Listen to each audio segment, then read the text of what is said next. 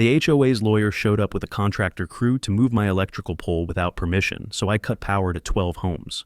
I'm Daniel Cooper, 52, civil engineer in Whitefish, Montana, and I own 1.2 acres with power lines crossing my land to serve 12 houses uphill.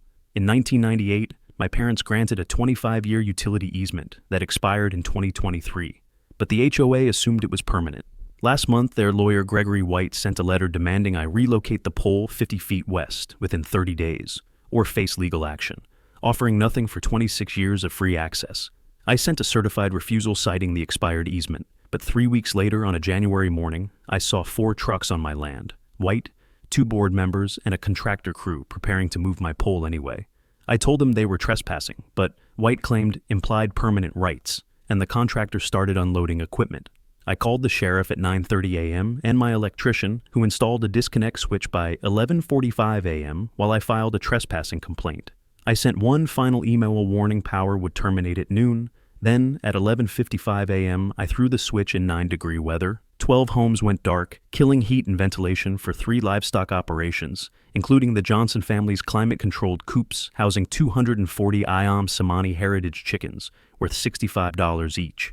By 12:30 p.m., deputies escorted White off my property. The HOA president called at 3 p.m. saying the Johnsons' birds were dying, and 78-year-old Mrs. Patterson's oxygen concentrator was on 4-hour battery backup. But I repeated my terms: sign a new agreement or reroute your power. They refused for 11 hours. All 240 chickens died from hypothermia. $15,600 gone, and Mrs. Patterson's oxygen ran out, sending her to the hospital for 3 days with pneumonia.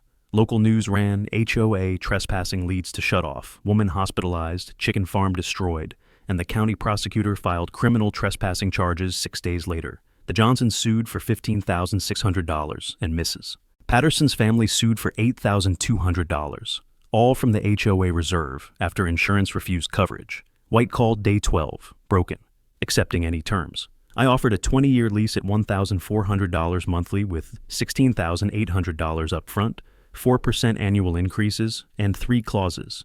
Any harassment means immediate termination, plus they pay the $18,000 reroute cost. They cover all damages, and White personally delivers written apologies. They signed within 24 hours. 3 weeks later, the HOA settled for $22,000 with the Johnsons and $11,500 with Mrs. Patterson. White was convicted, fined $1,200, sentenced to 80 hours community service, and delivered those apologies.